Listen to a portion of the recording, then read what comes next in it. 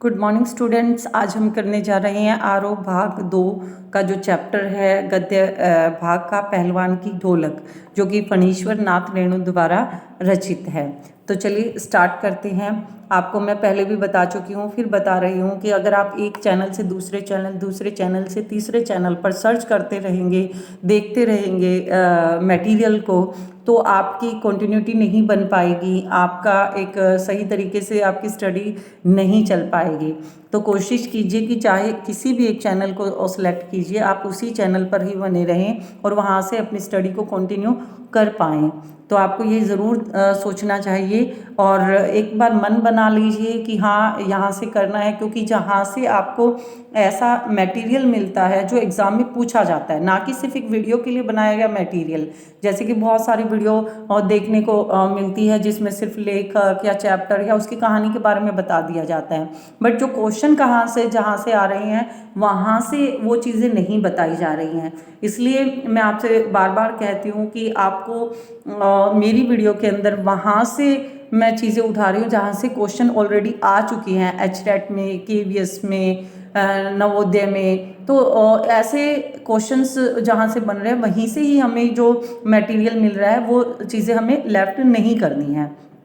तो चलिए आज स्टार्ट करते हैं हमारा चैप्टर। फणीश्वर नाथ रेणु का साहित्यिक परिचय करते हैं। पहले जन्म 4 मार्च सन 1921 में जन्म हुआ है फणीश्वर नाथ रेणु का, 4 मार्च 1921।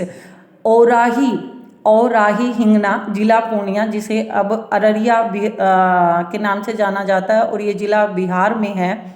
इनकी प्रमुख रचनाएं मैला आंचल, जो कि नेट यूजीसी नेट में भी लगा हुआ है, परिकथा, दीर्घ तपा, जुलूस और कितने चौराहे, ये सब इनके उपन्यास हैं। जुलूस है वो इनका बड़ा फेमस, और मैला आंचल और जुलूस बड़ा फेमस है जो उपन्यास है इनका।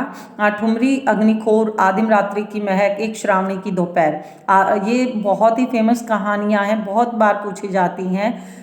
ऋण जल, धन जल, वन तुलसी की गंध, श्रुत अश्रुत, ये सब संस्मरण है, ये भी बहुत बार पूछे जाते हैं। बहुत इम्पोर्टेंट ये राइटर रहे हैं। नेपाली क्रांति कथा जो रिपोर्ताज है, तथा रेणु रचनावली जो 5 खंडों में समग्र है, पूरी 5 खंडों में विभक्त है। निधन इनका 11 अप्रैल सन 1977 पटना में हुआ, ये भी आपको याद रखना है। कुछ ऐसे चरित्र होते हैं जो प्राण प्रतिष्ठा पाते ही अपने सृजनहार के बंधे बंधाए नियम, कानून, नीति अथवा फार्मूले को तोड़कर बाहर निकल आते हैं और अपने जीवन को अपने मन के मुताबिक गढ़ने लगते हैं। तो ये पंक्तियाँ आपको ज़रूर याद रखनी है। इसमें से हर बार एचटेट केवीएस में एक क्वेश्चन जरूर आ जाता है और पूछा जाता है कि ये पंक्तियाँ किसकी है। तो आपको याद रखनी है कि फणीश्वर नाथ रेणु जी द्वारा रचित है ये पंक्तियाँ। कुछ ऐसे चरित्र होते हैं जो प्राण प्रतिष्ठा पाते ही अपने सृजनहार के बंधे बंधाए नियम, कानून, नीति अथवा फॉर्मूले को तोड़कर बाहर निकल आते हैं और अपने जीवन को अपने मन के मुताबिक गढ़ने लगते हैं। हिंदी साहित्य में आंचलिक उपन्यासकार के रूप में प्रतिष्ठित कथाकार फणीश्वर नाथ रेणु का जीवन उतार चढ़ावों एवं संघर्षों से भरा हुआ था। साहित्य के अलावा विभिन्न राजनैतिक एवं सामाजिक आंदोलन में भी उन्होंने सक्रिय भागीदारी की। उनकी यह भागीदारी एक ओर देश के निर्माण में सक्रिय रही तो दूसरी ओर रचनात्मक साहित्य को नया तेवर देने में सहायक रही। सन 1954 में उनका बहुचर्चित आंचलिक उपन्यास मैला आंचल प्रकाशित हुआ, जिसने हिंदी उपन्यास को एक नई दिशा दी। हिंदी जगत में आंचलिक उपन्यासों पर विमर्श मैला आंचल से ही आरंभ हुआ। आंचलिक उपन्यास यानी कि गाँव के वातावरण के वहाँ पर जिक्र किया गया है। आंचलिकता की अवधारणा ने कथा साहित्य में गाँव की भाषा, संस्कृति और वहाँ के लोक जीवन को केंद्र में लाकर खड़ा किया। लोकगीत, लोकोक्ति, लोक संस्कृति, लोक भाषा एवं लोक नायक की इस अवधारणा ने भारी भरकम चीज एवं नायक की जगह अंचल को ही नायक बना डाला। उनकी रचनाओं में अंचल कच्चे और अनगढ़ रूप में ही आते हैं, इसलिए उनका यह अंचल एक तरफ शस्य श्यामलाम यानी कि हरा भरा है तो दूसरी तरफ धूल भरा और मैला भी। स्वातंत्रोत्तर यानी स्वतंत्रता के उपरांत भारत में जब सारा विकास शहर केंद्रित होता जा रहा था, ऐसे में रेणु ने अपनी रचनाओं से अंचल की समस्याओं की ओर भी लोगों का ध्यान खींचा। उनकी रचनाएं इस अवधारणा को भी पुष्ट करती है कि भाषा की सार्थकता बोली के साहचर्य में ही है, यानी कि जो गांव है उसी के साथ ही मिलकर सारा शहर या जो चीज़ें हैं वो चल सकती हैं। फणीश्वर नाथ रेणु के प्रतिनिधि कहानियों में पहलवान की ढोलक भी शामिल है। यह कहानी कथाकार रेणु की समस्त विशेषताओं को एक साथ अभिव्यक्त करती है। रेणु की लेखनी में अपने गांव, अंचल एवं संस्कृति को सजीव करने की अद्भुत क्षमता है। ऐसा लगता है मानो हर एक पात्र वास्तविक जीवन ही जी रहा हो। पात्रों एवं परिवेश, परिवेश होता है एटमॉस्फेयर, वातावरण, पात्रों एवं परिवेश का इतना सच्चा चित्रण अत्यंत दुर्लभ है। रेणु वैसे गिने चुने कथाकारों में से है जिन्होंने गद्य में भी संगीत पैदा किया है, अन्यथा ढोलक की उठती गिरती आवाज और पहलवान के क्रियाकलापों का ऐसा सामंजस्य दुर्लभ है। ये सब जो चीज़ें बताई गई, ये जब आप चैप्टर पढ़ेंगे तो आपको पता चलेगा कि जो पहलवान है वो किस तरह से ढोलक को अपना गुरु मानता है और कैसे दोनों के अंदर सामंजस्य होता है, कैसे ढोलक की हर एक आवाज़ को चटदा गिड़दा उठा के पटक दे, इस तरह से उसके हर एक साउंड को अपना मीनिंग ले लेता है। तो ये हम चैप्टर में पढ़ेंगे। तो ये पहला तो हमें याद रखना है कि जो पहलवान की ढोलक है उसकी विधा क्या है, वो एक कहानी है। किसके द्वारा रचित है? फणीश्वर नाथ रेणु द्वारा रचित है। इन आपसे ये भी क्वेश्चन किया जा सकता है कि ढोलक का इस्तेमाल किस कहानी में हुआ है, तो आपको याद रखना है पहलवान की ढोलक। इन विशेषताओं के साथ रेणु की यह कहानी व्यवस्था के बदलने के साथ लोक कला और इसके कलाकार के अप्रासंगिक हो जाने की कहानी है, यानी समय के अनुसार कला और कलाकार की जो है उसकी महत्वता में कमी आ जाती है। राजा साहब की जगह नए राजकुमार का आकर जम जाना सिर्फ व्यक्तिगत सत्ता परिवर्तन नहीं है, यानी कि ये ही नहीं है कि सिर्फ राजा ही चेंज हुए हैं, बल्कि जमीनी पुरानी व्यवस्था में पूरी तरह उलट जाने, क्योंकि नए राजा आएंगे, नया रूल आएगा, इसलिए वो उलट जाने और उस पर सभ्यता के नाम पर एकदम नई व्यवस्था को आरोपित हो जाने का प्रतीक है। यानी सभ्यता के नाम पर कि आज के टाइम में जो चल रहा है हमें उसको ही आगे बढ़ाना है। यह भारत पर इंडिया को छा जाने की समस्या है। याद रखिएगा, यह भारत पर इंडिया के छा जाने की समस्या है। जो लुट्टन पहलवान को लोक कलाकार के आसन से उठाकर पेट भरने के लिए हाय तौबा करने वाली निरीहता की भूमि पर पटक देती है। निरीहता की भूमि जिस पर दया न की जा सके। जो लुट्टन पहलवान है वो लोक कलाकार है, क्योंकि वो पहलवान है और वो राजा के अंडर है, तो राज पहलवान है, तो वहाँ राज पहलवान से उठाकर उसको एकदम राज्य से बाहर कर दिया जाता है, क्योंकि पहलवानी की जगह अब घोड़ दौड़ जो अंग्रेजी जो खेल था, घोड़ों की दौड़ को स्थान दे दिया गया है। पहलवानी जो कुश्ती थी उसको बंद कर दिया है, जो नए राजकुमार आए थे। ऐसी स्थिति में गांव की गरीबी पहलवानी जैसे शौक को क्या पालती। फिर भी पहलवान जीवट ढोल के बोल में अपने आप को न सिर्फ जिलाए रखता, बल्कि भूख व महामारी से दम तोड़ रहे गांव को मौत से लड़ने की ताकत भी देता रहता। पहलवान की ढोलक यानी जो पहलवान था, जब उसे राज्य से निकाल दिया गया, जब उसके पास खाने पीने के लिए भी कुछ नहीं था, तो गाँव वाले उनकी हेल्प करते हैं, उसको खाने पीने के लिए 2 समय की 2 टाइम की रोटी देते हैं। बट जो पहलवान था वो जब गाँव में महामारी फैल जाती है, सब निराश हो जाते हैं, उत्साहहीन हो जाते हैं, तो ऐसे माहौल में जो पहलवान है वो अपनी ढोलक से सभी का उत्साह बढ़ाने का प्रयास करता है, सबका ध्यान डाइवर्ट करने की कोशिश करता है। कहानी के अंत में भूख महामारी की शक्ल में आए मौत के षड्यंत्र जब अज्ञे लुट्टन की भरी पूरी पहलवानी के फटे ढोल की पोल बदल देती है।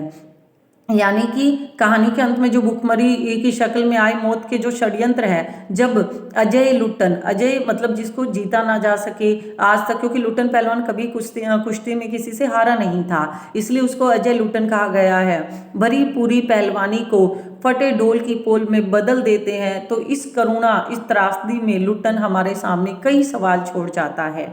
वह पोल पुरानी व्यवस्था की है या नई व्यवस्था की, यानी पुरानी व्यवस्था में कोई कमी थी या नई व्यवस्था के कारण लुट्टन पहलवान का ऐसा हाल हुआ।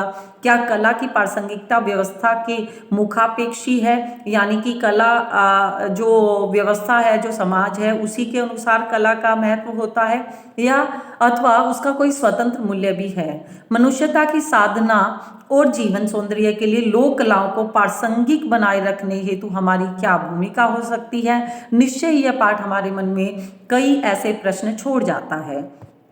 तो चलिए अब हम करते हैं जो चैप्टर है पहलवान की ढोलक। जाड़े का दिन, अमावस्या की रात, ठंडी और काली, मलेरिया और हैजे से पीड़ित भयार्त शिशु की तरह थर थर कांप रहे हैं। हैजे से पीड़ित गांव के भयार्त होते डरे हुए जो लोग हैं, शिशु की तरह थर थर कांप रहे हैं।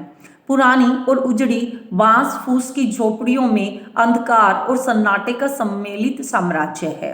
यानी जो गांव का माहौल है वो दिखाया गया है कि किस तरह से पुरानी उजड़ी बांस फूस की झोपड़ियां, यानी गरीब हैं और लोग हैं, और अंधकार और सन्नाटे में सम्मिलित साम्राज्य है। अंधेरा और निस्तब्धता, रात का समय तो अंधेरा है, निस्तब्धता यानी कि सब कुछ सन्नाटा ही सन्नाटा है चारों तरफ। अंधेरी रात चुपचाप आंसू बहा रही है। निस्तब्धता करुण सिसकियों और आहों को बलपूर्वक अपने हृदय में ही दबाने की चेष्टा कर रही है, क्योंकि महामारी फैली हुई है, चारों तरफ रो रहे हैं लोग, सिसकियां ले रहे हैं। तो निस्तब्धता जो सन्नाटा है वो कोशिश कर रहा है कि वो किसी को पता ना लगे। आकाश में तारे चमक रहे थे, पृथ्वी पर कहीं प्रकाश का नाम नहीं। आकाश से टूटकर यदि कोई भावुक तारा पृथ्वी पर जाना भी चाहता तो उसकी ज्योति और शक्ति रास्ते में ही शेष हो जाती थी। यानी कि कोई इंसान अगर अपनी हिम्मत से कोशिश भी करता कुछ करने की, ठीक होने की, तो वो पहले ही वो मृत्यु को प्राप्त हो जाता। अन्य तारे उसकी भावुकता अथवा असफलता पर खिलखिलाकर हंस पड़ते थे। सियारों का क्रंदन और पेचक की डरावनी आवाज, सियार जो रात को जैसे आवाजें लगाते हैं, करंदन, क्योंकि वो रोते हैं, जो सियार होते हैं वो क्या करते हैं, रात को रोते हैं, जिन्हें भेड़िया बोलते हैं शायद, तो करंदन करते हैं। और पेचक की डरावनी आवाज, पेचक होता है वोमिट होना, हेजा होता है तो उसमें जो वोमिट होती है बार बार, तो उल्टी आने की जो डरावनी आवाज है वो कभी कभी निस्तब्धता को अवश्य भंग कर देती थी, जो सन्नाटा था उसको खत्म कर देती थी। गांव की झोपड़ियों से करहाने और कै करने की आवाज, कै भी उल्टी करना होता है या वोमिट करना होता है, हरे राम हे भगवान की टेर अवश्य सुनाई पड़ती थी। टेर होता है बार बार बोलना। बच्चे भी कभी कभी निर्बल कंठों से माँ माँ पुकार कर रो पड़ते थे, निर्बल जिसमें बल ना हो। पर इससे रात की निस्तब्धता में विशेष बाधा नहीं पड़ती थी, यानी कि फिर भी रात्रि का सन्नाटा था वो एज इट इज बना हुआ था। कुत्तों में परिस्थिति को तोड़ने की एक विशेष बुद्धि होती है। वे दिन भर राख के घूरों पर गठरी की तरह सिकुड़कर मन मारकर पड़े रहते हैं। यानी कुत्तों में सिचुएशन के अनुसार ढल जाने की एक बुद्धि होती है। वे दिन भर राख के घूरों पर, राख जो होती है चूल्हे की जो राख होती है उस पर ठंड से बचने के लिए क्या करते हैं, अपने आप को सिमट कर, गठरी की तरह सिमट कर, सिकुड़ कर, मन मारकर पड़े रहते हैं। संध्या या गंभीर रात्रि को सब मिलकर रोते थे। जो कुत्ते हैं वो दिन में तो पड़े रहते थे, लेकिन रात को और रात में क्या करते थे, सब मिलकर रोते थे। रात्रि अपनी विभीषणताओं के साथ, यानी कि जो डरावनी चीजें थी साथ चलती रहती और उसकी सारी भीषणताओं को ताल ठोक कर ललकारती रहती थी। सिर्फ पहलवान की ढोलक, यानी कि रात्रि की भीषणताएं, जो कठिनाई भरी जो चीजें थी उनको कौन ललकारती थी, पहलवान की ढोलक। संध्या से लेकर प्रातः काल तक एक ही गति से बजती रहती। चट गिरधा चटदा गिरधा, यानी आ जा भिड़ जा, आ जा भिड़ जा, बीच बीच में चटाक चटदा, यानी उठाकर पटक दे, उठाकर पटक दे। यानी कि यहाँ पर जो पहलवान थे वो ढोलक की जो ध्वनि थी उसको कुछ साइन के तरीके से लेते थे, यानी उसका कोई अर्थ निकाल देते थे। यही आवाज मृत गांव में संजीवनी शक्ति भरती रहती थी।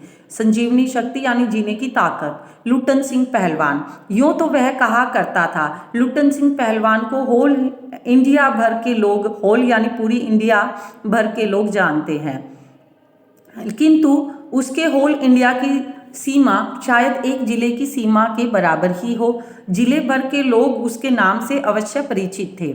लुटन के माता पिता उसे 9 वर्ष की उम्र में ही अनाथ बनाकर चल बसे थे। सौभाग्यवश शादी हो चुकी थी, वरना वह भी माँ बाप का अनुसरण करता, यानी कि वह भी मर ही जाता। विधवा सास ने पाल पोस कर बड़ा किया। बचपन में वह गाय चराता, धारोषण दूध पीता, यानी कि सीधा जो गाय भैंस के जो थन से जो दूध निकलता है उसको पीता और कसरत किया करता। गांव के लोग उसकी सास को तरह तरह की तकलीफ दिया करते थे।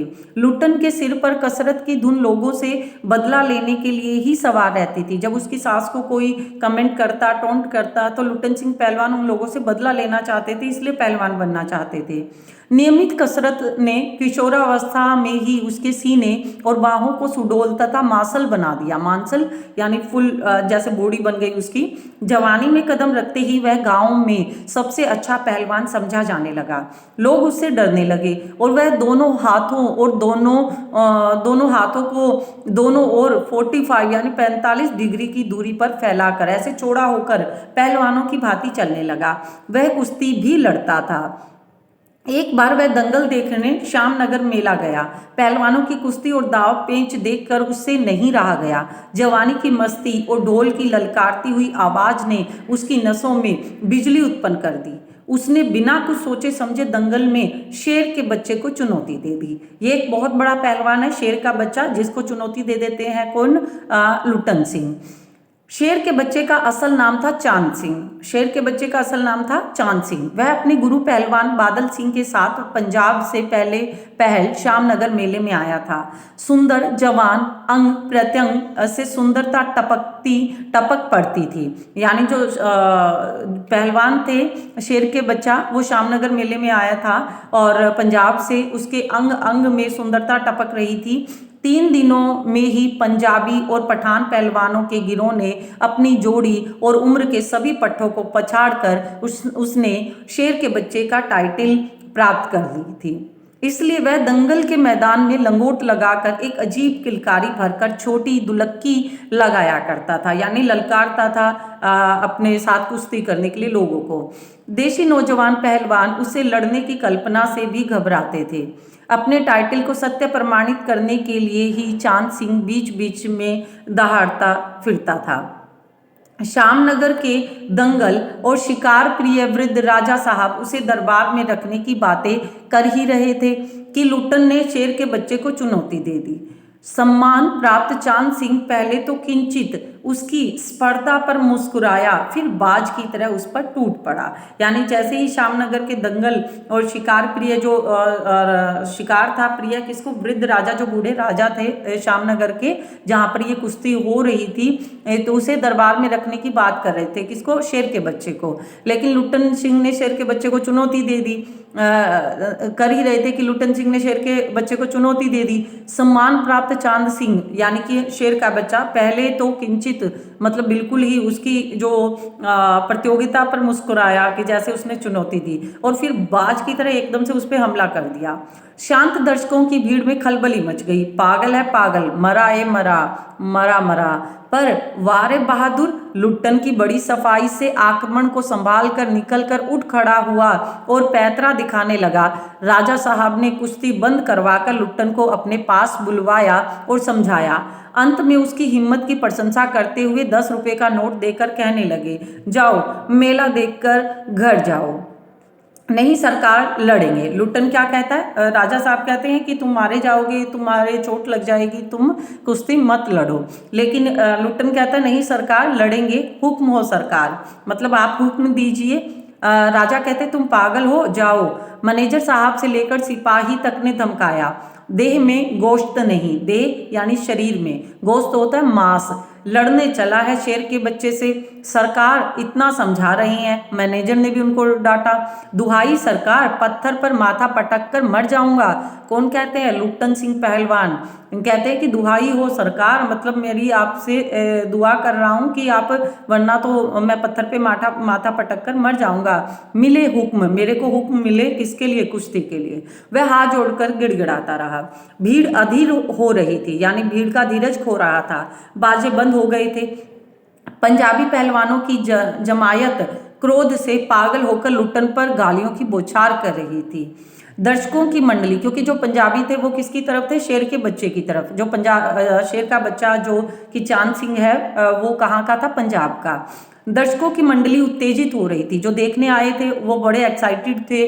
कोई कोई लुट्टन के पक्ष में चिल्ला उठता था, उसे लड़ने दिया जाए। अकेला चांद सिंह मैदान में खड़ा व्यर्थ मुस्कुराने की चेष्टा कर रहा था, क्योंकि चांद सिंह को कहीं ना कहीं एहसास हो गया कि जो प्रतिद्वंदी है वो उसमें दम है। पहली पकड़ में ही उसने प्रतिद्वंदी की शक्ति का अंदाजा उसे मिल गया था। विवश होकर राजा साहब ने आज्ञा दे दी, लड़ने दो।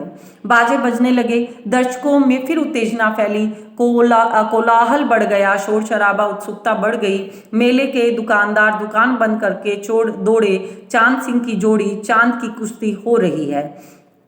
चटदा गिड़दा चटदा गिड़दा, ये ढोलक की आवाज है। भरी आवाज में एक ढोल जो अब तक चुप था बोलने लगा, डाक डिना डाक डिना डाक डिना, अर्थात वाह पट्टे वाह पट्टे। अब ये जो मीनिंग है वो लुट्टन सिंह पहलवान ले रहे हैं। लुट्टन को चांद ने कसकर दबा लिया। अरे गया गया। दर्शकों लुट्टन को दबा लिया तो सारे लोग क्या कहते हैं कि गया ये तो। दर्शकों ने तालियां बजाई, हलवा हो गया हलवा, हंसी खेल नहीं शेर के बच्चा है बच्चू। चट गिड़दा चट गिड़दा चट गिड़दा। जब ढोलक की आवाज फिर से आती है, मत डरना मत डरना मत डरना। लुट्टन सिंह पहलवान उसका भाव लेते हैं कि ढोलक कह रहा है कि डरना नहीं है। लुट्टन की गर्दन पर कोहनी डालकर चांद चित्त करने की कोशिश कर रहे थे। चित्त होता है जो पीठ के बल लेटाना। वहीं दफनादे बहादुर बादल सिंह अपने शिष्य को उत्साहित कर रहे थे। उनके गुरु हैं बादल सिंह, किसके? शेर के बच्चे के, यानी कि चांद सिंह के। लुट्टन की आंखें बाहर निकल रही थी, उसकी छाती फटने फटने को हो रही थी। राजमत, राजमत यानी जो राज्य में जितने भी लोग थे, राजा के जो लोग थे, उनका मत था, बहुमत चांद के पक्ष में था कि चांद सिंह ही जीतेगा। सभी चांद को शाबाशी दे रहे थे। लुट्टन के पक्ष में सिर्फ ढोल की आवाज थी, जिसकी ताल पर वह अपनी शक्ति और दांव पेच की परीक्षा ले रहा था, अपनी हिम्मत को बढ़ा रहा था। अचानक ढोल की एक पतली आवाज सुनाई पड़ी, धाक दिना तिरकटतिना धाक दिना तिरकटतिना। लुट्टन को स्पष्ट सुनाई पड़ा, ढोल कह रहा था, दाव काटो बाहर हो जा, दाव काटो बाहर हो जा। लोगों के आश्चर्य की सीमा नहीं रही। लुट्टन दांव काट कर बाहर निकला और तुरंत लपक कर उसने चांद की गर्दन पकड़ ली। वारे मिट्टी के शेर, अच्छा बाहर निकल आया, इसलिए तो जनमत बदल रहा था। यानी लोगों का अब जो पहले सब शेर के बच्चे चांद सिंह के पक्ष में थे, अब वो मतलब जैसे उसने दाव काटा लुट्टन सिंह पहलवान, तो लुट्टन सिंह के पहलवान में भी लोग मतलब उसके पक्ष में भी आवाजें लगाने लगे। मोटी और गोंडी आवाज वाला ढोल बज उठा, चटाक चटधा चटाक चटधा, उठा पटक दे उठा पटक दे। लुट्टन ने चालाकी से दांव और जोर लगाकर चांद को जमीन पर दे मारा। दिना दिना दिक दिना, अर्थात चित करो चित करो। ये सारे जो साउंड है, जो ढोलक का साउंड है, उसकी जो लुट्टन सिंह पहलवान है उसका अपना भाव ले रहा है कि ढोलक उससे क्या कह रहा है, इसीलिए वो ढोलक को अपना गुरु मानता है। लुट्टन ने अंतिम जोर लगाया, चांद सिंह चारों खाने चित हो गया।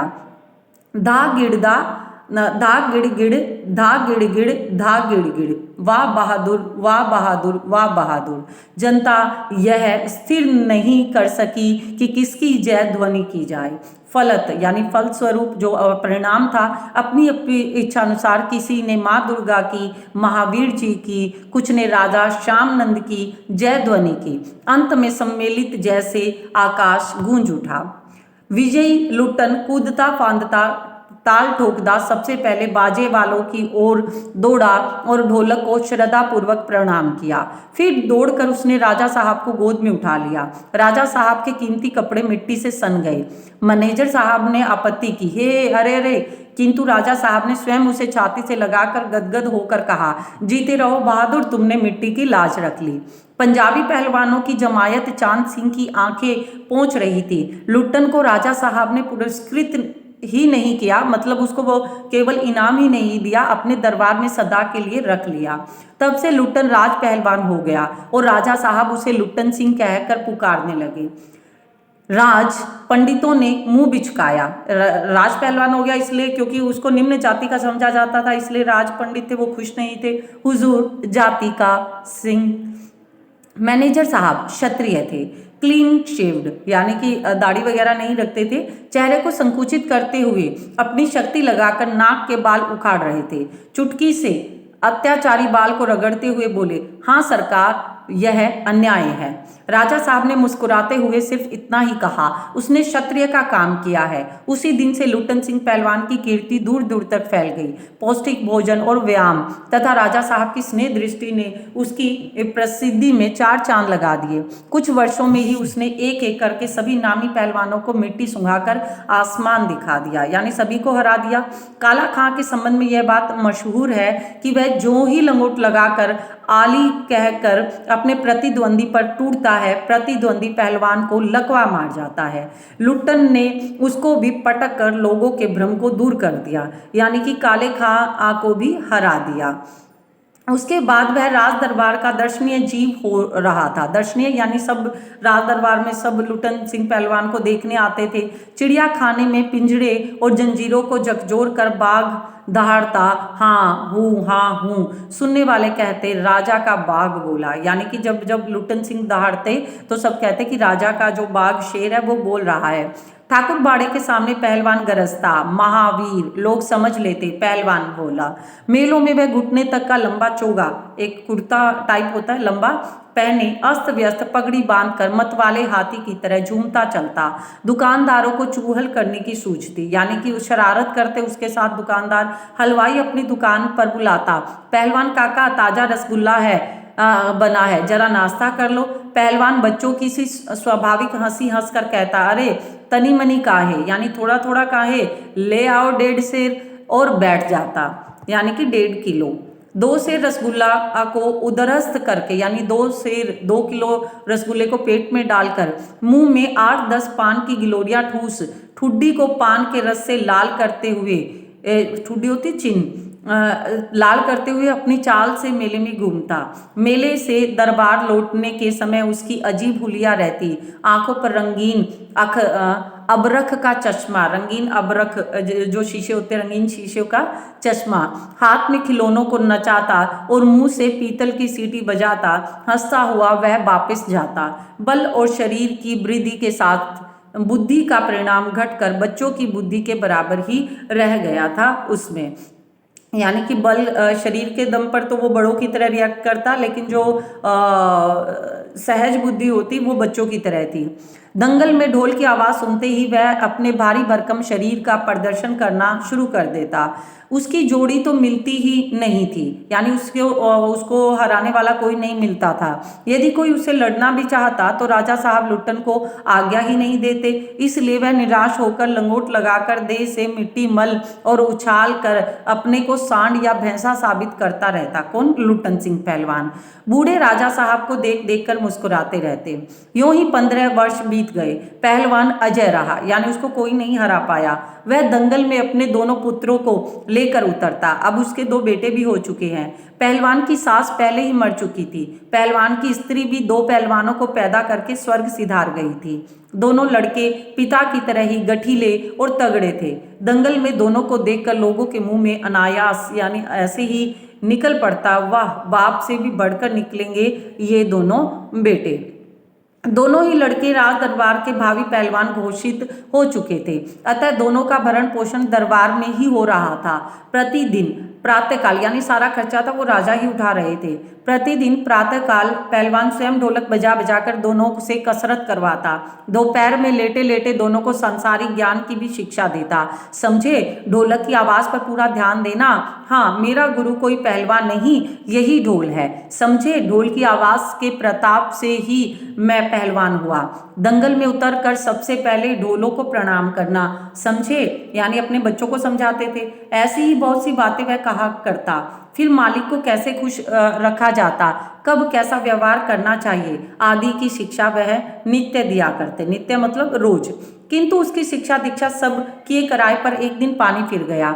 वृद्ध राजा स्वर्ग सिधार गए। नए राजकुमार ने विलायत विदेश से आते ही राज्य को अपने हाथ में ले लिया। राजा मर चुके थे, उनके जो बेटे थे वो राजकुमार अब राजा बन गए थे। राजा साहब के समय शिथिलता आ गई थी। शिथिलता मतलब जैसा समय में उस समय में था वैसा ही चल रहा था। राजकुमार के आते ही दूर हो गई, यानी अब जो राज्य है उसमें बदलाव आना शुरू हो गया। बहुत से परिवर्तन हुए, चेंजेस आए। उन्हें परिवर्तनों को चपेटाघात में पड़ा पहलवान भी, यानी कि जो परिवर्तन आए उसमें सबसे ज़्यादा नुकसान चपेट में आया वो पहलवान था। दंगल का स्थान घोड़े की रेस ने ले लिया। पहले कुश्ती हुआ करती थी, दंगल हुआ करते थे, अब नए राजकुमार ने कुश्ती को बंद कर दिया, दंगल बंद कर कर घोड़े की रेस करवानी शुरू कर दी, क्योंकि अंग्रेजों का समय था उस समय। पहलवान तथा दोनों भावी पहलवानों का दैनिक भोजन व्यय सुनते ही राजकुमार ने कहा टेरिबल, यानी यह तो खतरनाक है, ये तो बहुत बड़ा कि इतना सारा खर्चा सिर्फ इन 3 बंदों के लिए हो रहा है उनके खाने पीने का। नए मैनेजर साहब ने कहा हॉरिबल, यानी कि मैनेजर भी चेंज कर दिया गया अब, और उन्होंने भी कहा भी हाँ सच में ये तो बहुत डरावना है। पहलवान को साफ जवाब मिल गया, राज दरबार में उसकी आवश्यकता नहीं, उसको गिड़गिड़ाने का भी मौका नहीं दिया गया। उसी दिन वह ढोलक कंधे से लटकाकर अपने दोनों पुत्रों के साथ अपने गांव में लौट आया और वहीं रहने लगा। गांव के एक छोर पर गांव वालों ने एक झोपड़ी बांध दी। वहीं रहकर वह गांव के नौजवानों और चरवाहों जो गाय भैंस को चारे के लिए लेकर घूमते हैं को कुश्ती सिखाने लगा। खाने पीने का खर्च गांव वालों की ओर से बंधा हुआ था, यानी कभी कोई रोटी दे देता, कभी कोई रोटी दे देता। सुबह शाम वह स्वयं ढोलक बजाकर अपने शिष्यों और पुत्रों को दांव पेच वगैरह सिखाया करता था, अपने पुत्रों को, अपने बेटों को, और जो वहाँ गांव के लोग थे। गांव के किसान और खेतीहर मजदूर जो खेती करते थे, मजदूर के बच्चे भला क्या खाकर कुश्ती सीखते। धीरे धीरे पहलवान का स्कूल खाली पड़ने लगा। अंत में अपने दोनों पुत्रों को ही वह ढोलक बजा बजा कर लड़ाता रहा, सिखाता रहा। दोनों लड़के दिन भर मजदूरी करके जो कुछ भी लाते उसी में गुजर होती रहती। अकस्मात यानी अचानक से ही गांव में यह वज्रपात हुआ। वज्रपात एक भयानक, ये कह सकते हैं वज्र का हमला, यानी बहुत बड़ा एक आघात पहुंचा गांव वालों को। पहले अनावृष्टि यानी कि अकाल पड़ा, फिर अन्न की कमी, अकाल की वजह से अन्न पैदा नहीं हुआ, और उसके बाद मलेरिया और हेजे ने मिलकर गांव को भूनना शुरू कर दिया, यानी कि मलेरिया और हेजे जैसी महामारी थी वो पूरे गांव में फैल गई। गांव प्राय सूना हो चला था। गांव के घर खाली पड़ गए थे। रोज 2-3 लाशें उठने लगी। लोगों में खलबली मची हुई थी। दिन में तो कलरव यानी कि बातचीत या शोर शराबा, हाहाकार व हृदय विदारक रुदन, हृदय को परेशान करने वाला रुदन, रोना के बावजूद भी लोगों के चेहरे पे कुछ प्रभा होती है, चमक दृष्टिगोचर होती थी, यानी कि दिखाई देती थी। शायद सूर्य के प्रकाश में सूर्योदय होते ही लोग खांगते, कूखते, कर्राते अपने अपने घरों से बाहर निकलकर अपने पड़ोसियों और आत्मियों को ढाढ़स देते थे। ढाढ़स होता है दिलासा। तो यहाँ पर बताया गया कि किस तरह से महामारी फैली हुई थी, अकाल पड़ा हुआ था, और हैजा और मलेरिया से लोग रोज के रोज जो लोग हैं वो मरते ही जा रहे थे। उसमें भी लोगों के मतलब मरते हुए भी लोगों के चेहरे पे क्या थी, थोड़ी बहुत चमक दिखाई देती थी। अरे क्या करोगी, रोकर दुल्हन जो गया सो तो चला गया, वह तुम्हारा नहीं था, वह जो है उसको तो देखो, यानी जो मर गया वो तो अब चला गया है, लेकिन जो बचा है तुम उसकी ध्यान कर लो। भैया घर में मुर्दा रख के कब तक रोओगे, कफन की क्या जरूरत है, दे आओ नदी में, इत्यादि। यानी इस प्रकार से जो अड़ोसी पड़ोसी थी वो एक दूसरे को सांत्वना देते थे। किंतु सूर्यास्त होते ही जब लोग अपनी झोपड़ियों में घुस जाते तो चूं भी नहीं करते। सूर्यास्त यानी कि सूर्य के अस्त होने पर उनकी बोलने की शक्ति भी जाती रहती थी। पास में दम तोड़ते हुए पुत्र को अंतिम बार बेटा कहकर पुकारने की भी हिम्मत माताओं में नहीं होती। रात्रि की विभिष्का होता है डरावनापन, कि रात का जो डरावनापन को सिर्फ पहलवान की ढोलक ही ललकार कर चुनौती देती रहती थी। पहलवान संध्या से सुबह तक चाहे जिस ख्याल से ढोलक बजाते हो, किंतु गांव के अर्धमृत यानी कि आधे मरे हुए औषधि जो दवाई होती है, उपचार, इलाज पथ्य विहीन प्राणियों में, पथ्य होते हैं जो रास्ता विहीन, जो रास्ता खो जाते हैं प्राणियों में, वह संजीवनी शक्ति ही भरती थी। बूढ़े बच्चे जवानों की शक्तिहीन आंखों के आगे शक्तिहीन यानी क्योंकि कमज़ोर हो चुके थे, आंखों के आगे दंगल का दृश्य नाचने लगता था। स्पंदन, शक्ति शून्य स्नायु में भी बिजली दौड़ जाती थी। स्पंदन यानी कि जो कांपते हुए, शक्ति शून्य जिसमें ताकत नहीं थी, स्नायु होती है जो वेन्स होती है, उसमें भी बिजली दौड़ जाती थी। अवश्य ही ढोलक की आवाज़ में न तो बुखार हटाने का कोई गुण था और न महामारी की सर्वनाश शक्ति के को रोकने की कोई शक्ति। पर इसमें संदेह नहीं कि मरते हुए प्राणियों की आंख मूंदते यानी आंख बंद होते समय कोई तकलीफ नहीं होती थी। मृत्यु से वे डरते नहीं थे। जिस दिन पहलवान की दोनों बेटे क्रूर काल की चपेटाघात में पड़े, चपेट में आ गए, किसके दो, जो पहलवान के जो दो बेटे थे, क्रूर होता है जो किस पे दया ना करे, काल समय, असहाय वेदना से छटपटाते हुए दोनों ने कहा था, बाबा उठा पटक दो वाला ताल बजाओ। चटाक चटधा चटाक चटधा, सारी रात ढोल पीटता रहा पहलवान। बीच बीच में पहलवानों की भाषा में उत्साहित भी करता था, मारो बहादुर मारो। प्रातःकाल उसने देखा उसके दोनों बच्चे जमीन पर निस्पंद यानी कि उनमें कोई सांस नहीं थी, पड़े हैं। दोनों पेट के बल पड़े हुए थे। एक ने दांत से थोड़ी मिट्टी खोद ली थी, पर लंबी सांस लेकर पहलवान ने मुस्कुराने की चेष्टा की थी। दोनों बहादुर गिर पड़े। उस दिन पहलवान ने राजा श्यामनंद की दी हुई रेशमी जांघिया पहन ली।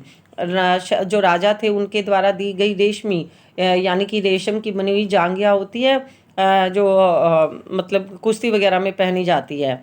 सारे शरीर में मिट्टी मलकर थोड़ी कसरत की, फिर दोनों पुत्रों को कंधों पर लाद कर नदी में बहा आया। लोगों ने सुना तो दंग रह गए, कितनों की हिम्मत टूट गई। किंतु रात में फिर पहलवान ढोलक की आवाज़ प्रतिदिन की भांति सुनाई पड़ी। लोगों की हिम्मत दुगनी बढ़ गई। संतप्त पिता माताओं ने कहा, संतप्त जो उस समय जो दुख सह रहे थे, उन माता पिताओं ने कहा, दोनों पहलवान बेटे मर गए, पर पहलवान की हिम्मत तो देखो, 1.5 हाथ का कलेजा है, यानी कि बहुत बहादुर है। 4-5 दिनों के बाद एक रात को ढोलक की आवाज़ नहीं सुनाई पड़ी। ढोलक नहीं बोली। पहलवान के कुछ दिलेर किंतु रुग्ण, रुग्ण होते बीमार, शिष्यों ने प्रातःकाल जाकर देखा पहलवान की लाश चित पड़ी है। चित यानी कि पेट के बल। आंसू पोंछते हुए एक ने, गुरुजी कहा करते थे कि जब मैं मर जाऊं तो चिता पर मुझे चित नहीं, पेट के बल सुलाना। पेट के बल सुलाना मतलब जो चित होता है पीठ के बल, कुश्ती में जब पीठ के बल कोई लेटता है तो वो हारने का उसका वो होता है कि वो हार जाता है, तब वो चित होता है। इसलिए पहलवान नहीं चाहता था कि उसको पीठ के बल लेटाया जाए। जिंदगी में कभी चित नहीं हुआ यानी हारा नहीं, और चिता सुलगाने के समय ढोलक बजा देना, वह आगे बोल नहीं सका। जो उनके शिष्य थे उन्होंने ये बात कही कि चिता के समय मेरे ढोलक बजा देना और मुझे चित मत लेटाना, तो ये उनके शिष्य बात कर रहे हैं। इस तरह से पहलवान की ढोलक जो कहानी है वो समाप्त होती है और आपके लिए बहुत ही महत्वपूर्ण है। आशा करती हूँ आपको ये कहानी पसंद आई होगी। आज के लिए इतना ही। चैनल को लाइक कीजिएगा, सब्सक्राइब कीजिएगा, कमेंट ज़रूर कीजिएगा अगर अच्छी लगे तो। धन्यवाद।